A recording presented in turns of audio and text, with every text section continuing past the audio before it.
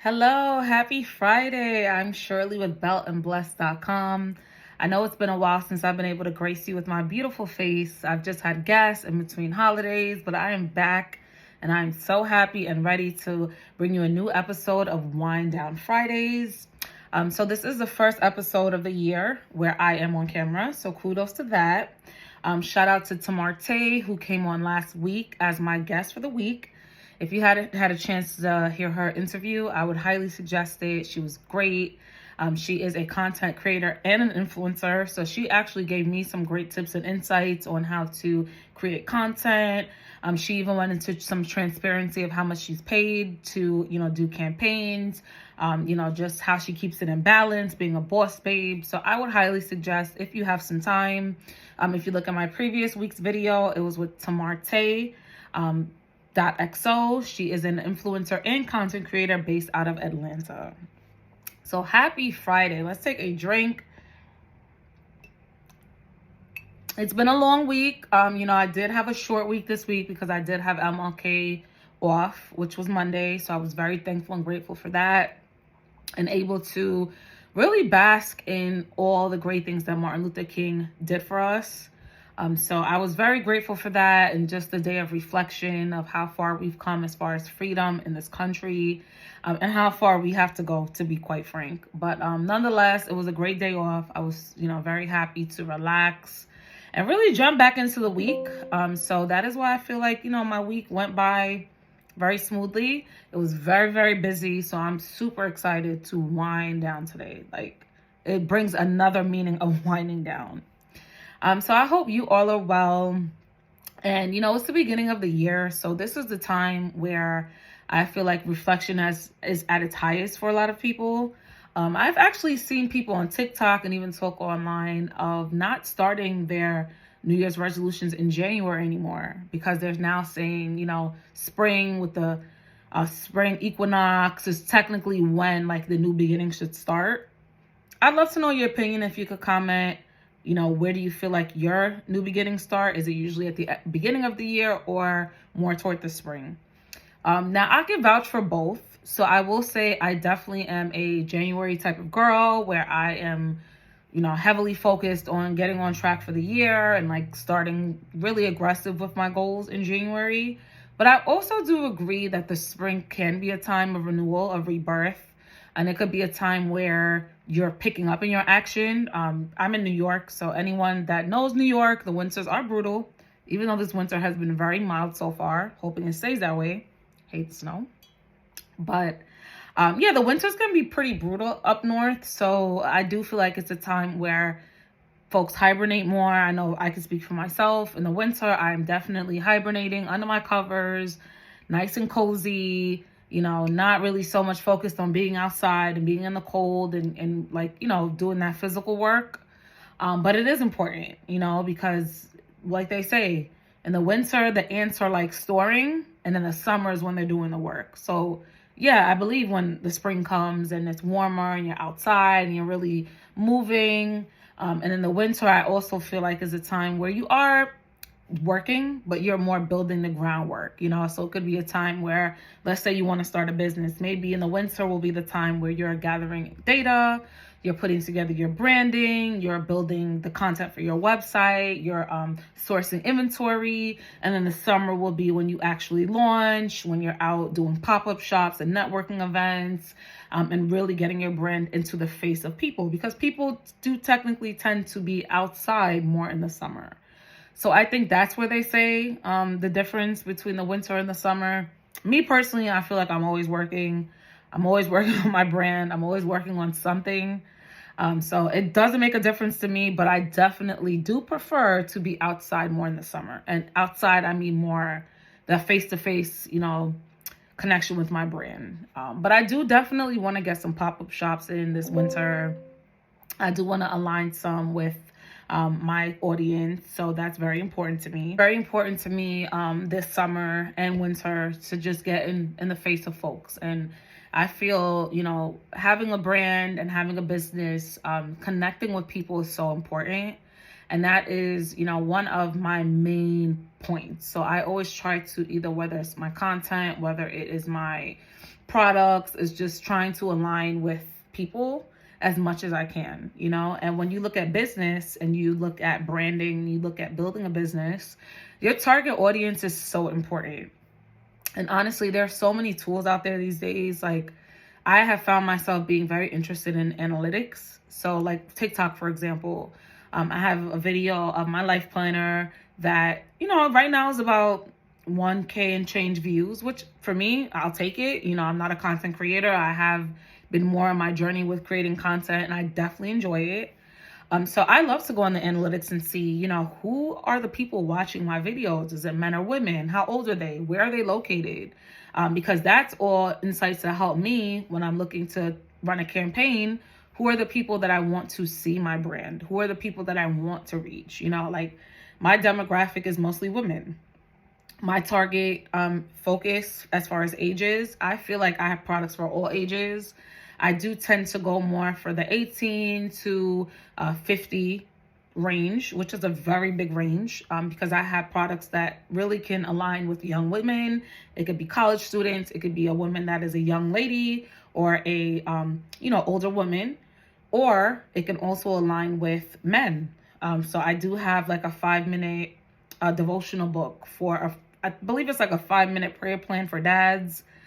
So I do want to expand into, and I'm still thinking like, okay, I have my Boss Babes for women and what I want the men's side to entail. But I feel like my self-help content and my Boss Babe mentality can go both ways. You know, like I'm definitely all about women empowerment. I'm all about, you know, us really rising to the top and being those bosses and going and stepping into that leadership and stepping into our power. At the same time, I don't take anything away from a man that is also a boss and also working hard and also in leadership. You know, I'm not here to say a woman could do a man's job or a man could do a woman's job. I'm not here for that. I'm just here to empower and motivate folks.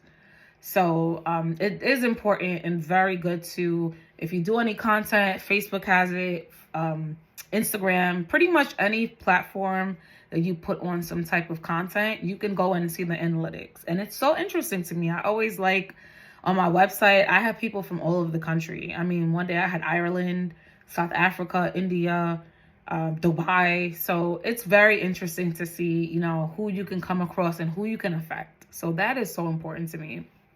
And that actually segues into my topic that I want to discuss today, is to not take things personally. We all do it. We all do it. I'm guilty of it. But I will say, I feel like in my 34 years of life, I have made it a point, and I'm not going to say mastered it, but I've had a firm grasp on this. Growing up, shout out to my mom, because she always was the one to teach me, do not care what people think. And that was always something that she like harped on when I was getting older.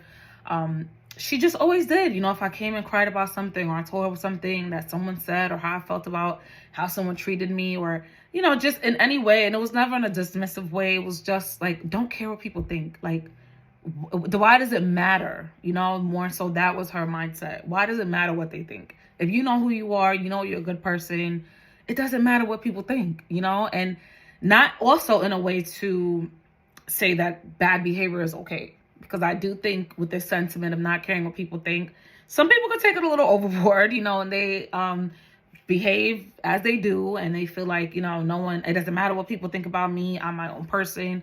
I don't 100% agree with that. My mind frame when it comes to, you know, not taking anything personally or caring what people think is more so in alignment to be with who you are. You know, like my journey with content creation started in like 2010, maybe even 2009, because I was a journalism major. So I would write a lot. I would interview a lot. I was, you know, writing for my school newspaper. I was interning for television news stations. I had so many online internships, so many, I had a website that I would do like reviews for. So one show I did was like Jersey Shore. Every Thursday I would tune in and I would just basically write a recap of the episode. So with this journey I've been on for a while, and in college, being young, you know, early 20s, I actually started pre-med and switched to journalism, which is the whole story in itself. But, you know, making such a jump and such a leap, you know, and anyone that knew me knew, like, I was going to school to be a doctor. I wanted to be a pediatrician my whole life. So having to deviate from that was hard, because it was a lot of what are people going to think, especially my family or just people that were like rooting for me to want to be a doctor. I would have been the first doctor in my family. So to me, I felt more like ashamed. Like, maybe I'm going to be letting people down. I don't know what people are going to say. Maybe people are going to judge me and say I'm taking the easy way out because, medicine to journalism is two completely different worlds. But, I had a conversation with myself, and I remember the words that my mom told me. And I think I can actually attribute that situation and changing my majors to be the first time that I held a stance of not taking anything personally, A, and B, not caring what people thought. Because that forced me to have to make a decision based on me and what was going to make Shirley happy. What did I feel like I was good at? What was I passionate about? That's the route that I chose to take. And I never went into journalism professionally. As much teachers that I had that would tell me, you write so well. I even had my senior year, one of my professors worked for a newspaper in Albany. And he told me, he said, we read your newspaper article and we talked about it in the newsroom that day. And the writers were very impressed, and he was asking me, what are your aspirations after school? Do you want to write for a newspaper? Do you want to go into professional media? At that point, I wasn't 100% sure. I was still in the blogging, vlogging. That was very new. Social media was on the come up. So I didn't have a definite answer, but I do feel like if I told him I wanted to go that route, maybe there would have been an opportunity for me. But even in writing, like all you're doing is being critiqued. And that was new to me. Coming from a science major where it was cut and dry. You had bio, you had lab, you had math, which I hate, by the way. But you got graded and that was it. You had labs, you had partners. It was really more cut and dry. Whereas writing, every single paper you do is critique. And one thing I liked about Albany was they actually allowed our peers to critique us. So a lot of the time we would have someone else grade our papers, or we would share it with the group, and they would share their critique and feedback on the papers that you wrote or the story that you wrote. And I like that style. At first it was very intimidating, but after a while I got to the point where I looked forward to it because I felt like in critique was room for growth, right? These were people that had been doing it longer than me, that came into school with the idea and the aspiration that they want to be a writer, they want to go into journalism. And I was always a little bit on the fence. So if I had people that were in the field, have been writing for years, had the expertise, I looked forward to that. Not only with good criticism, with bad criticism too, in ways that I could improve, ways that I could be better.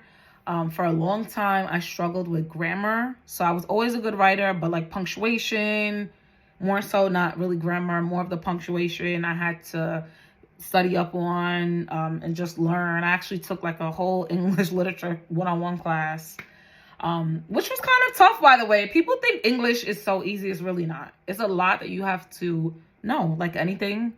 But in English, there is a right or wrong. There's conjunctions, there's punctuation, there's subjectives and objectives and conjunctions. And I hated it, every minute of it, but it definitely helped me to be a good writer.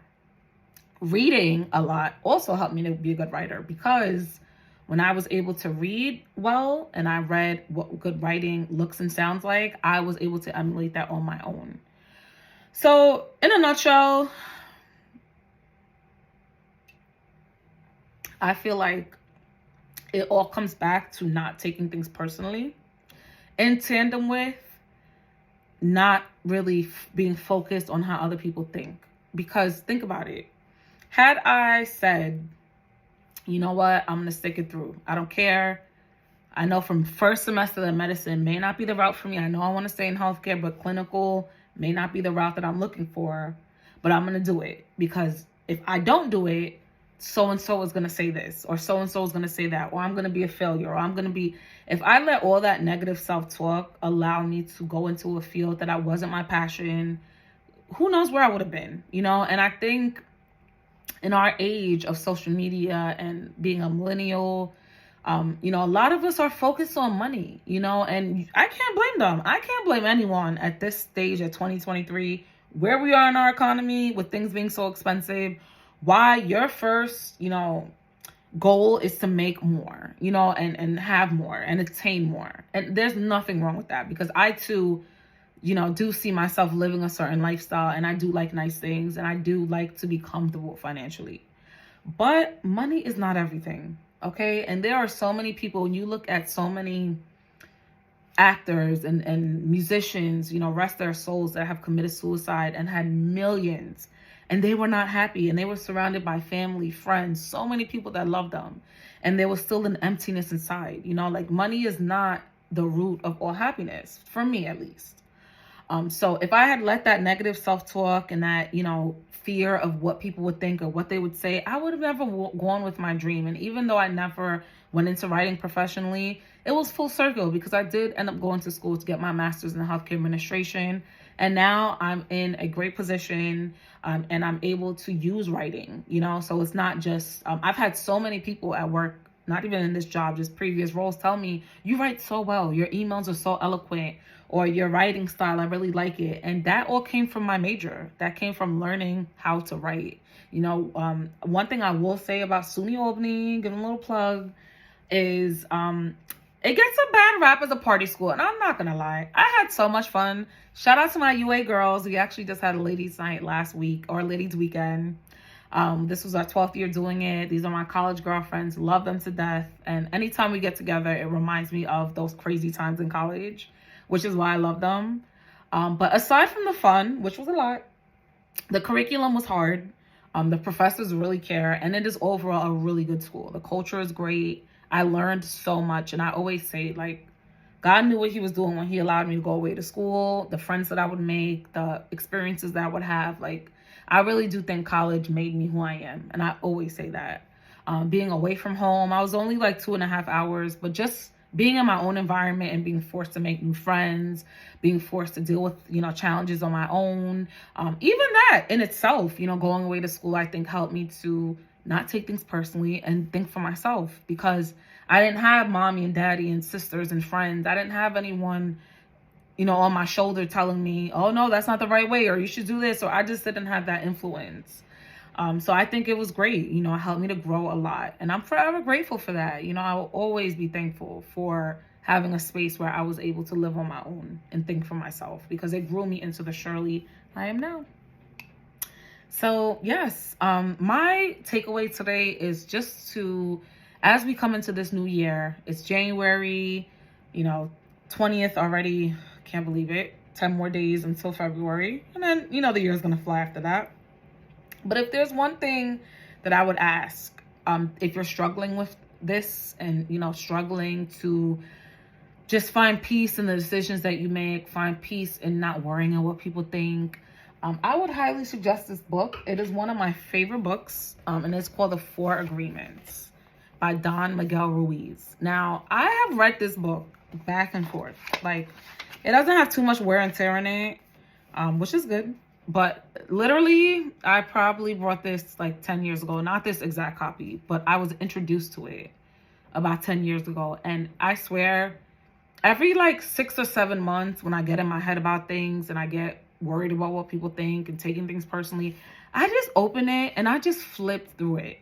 And I don't even sit and really just like read every page. I go to the specific chapters that I need just to refresh my mind on why it's so important to live by these 4 agreements, but not taking things personally in particular. So I would suggest it is called The 4 Agreements by Don Miguel Ruiz. A really excellent book to refer to. And I actually took some notes and I want to share them with you today. So this is the 2nd agreement, to never take things personally. And what it says is, nothing other people do is because of you. It is because of themselves. All people live in their own dream, in their own mind. They are in a completely different world from the world we live in. When we take things personally, we make the assumption that they know what is in our world, and we try to impose our world into their world. Even when a situation seems so personal, even if others insult you directly, it has nothing to do with you. What they say, what they do, and the opinions they give are according to the agreements they have in their own minds. So if you read the book, I will just summarize in a nutshell. What he's saying is, when someone insults you or someone says something negative to you and you come into agreement with it, you are now forming a new belief in your mind. So he just talks about why it's so important to allow people to be people. I think he used the example of someone calls you fat. Now you take it in. Oh, wow, I am fat. You get insecure. You get, upset. You kind of allow it to change your mindset and your self-image. When they said it, you didn't have to receive it. You don't have to retaliate. You don't have to be negative. All you have to do is take it and throw it out. Because once you come into agreement with the negativity, it now becomes a form of your self-belief. And, when I read that years ago, I was struggling with that at that time, just trying to build my own identity, trying to build my own path, knowing, okay, there's some things about me that are very non-traditional compared to others, that I want to step away from. More in like my spiritual beliefs and my spirituality and how I viewed work and how I viewed the world. Like, I was coming into my own of learning and wanting to be set apart and realizing that I am set apart and it's okay to be different. So I struggled with that a lot. And through reading this, and like I said, every once in a while referring to it, every time I read it, it just gives me that refreshness, that invigorating, like, spiritual refreshment that I need, that it's okay to be different and it's okay to walk to the beat of your own drum. It's okay to not take things personally. And ultimately, it's okay to think and do for yourself. Because one thing about it, as long as you're walking this God's green earth, everyone's going to have an opinion. Unfortunately, they're going to have opinions that you don't like. They're going to have opinions that you don't agree with. People are going to say things about you that are not true. People are going to feel a way about things that you accomplished. People are going to always have something to say, whether it be positive or negative. But you know what? That can't stop you from moving forward. And it shouldn't. Like the ultimate saying was growing up, sticks and stones may break my bones, but words will never hurt me. We have to remember, as we were as children, when we listened to that and we aligned with it and we laughed about it, what we didn't know, we were ingraining that in our heads. I think sometimes as adults, we have to go back and revert back to being kids. And all of those funny little sayings and isms that we, grew up on, reverting back to that. Because, being an adult is ghetto. People can be very mean and ruthless. And it just pays really nothing to be kind and to be accepting and to, to live your life, So that's where I'm at. And it's a great way to be, the peace that I've gained from having this mindset, reading these books, getting all this spiritual knowledge has helped me so much. Because again, when I get in my head and I get into that place of, taking things personally, feeling offended, ruminating on nonsense, I'm just like, what does this matter? Like in the end of the day, we're all trying to get to the tomorrow. We're all trying to make it through the day. People are going to be people, unfortunately. I just have to learn to accept them for who they are. Also accept myself for who I am and I'm growing to be. Accept my flaws, accept that I'm not perfect, but always be on a path to be better. And I believe that's like really spirituality 101, is always, being in a place of gratitude for what you have, but knowing that things can be better and they will be better. As long as you have positive belief, as long as you continue to be a good person, as long as you live your life according to what you want, as long as you're not hurting anyone, as long as you're not, doing anything to put anyone in harm, I don't see, the issue in it, because you're living from your truth. And that's so important to me. So I hope you enjoy this Wind Down Friday. I'm ready to wind down, girls. I hope you all are too. I have my Self-Care Friday. So this is just, part one of my unwinding for my Friday. But it was definitely so great to tune in with you. As you know, my Bell and Blessed Life Planner is available now on bellandblessed.com. That's BELLEANDBLESSED. So please, I would love for you to have a copy. It has helped me so much and is helping me so much to stay on track and to get my reflections done for the month. The month is coming up on my end. So I look forward to reflecting on ways that I could be better, shortcomings, how I felt the month was, and just, 11 more months to be happy and exercise being a boss babe. Thank you for tuning in again to Wind Down Fridays. I'm Shirley with bellandblessed.com. Peace.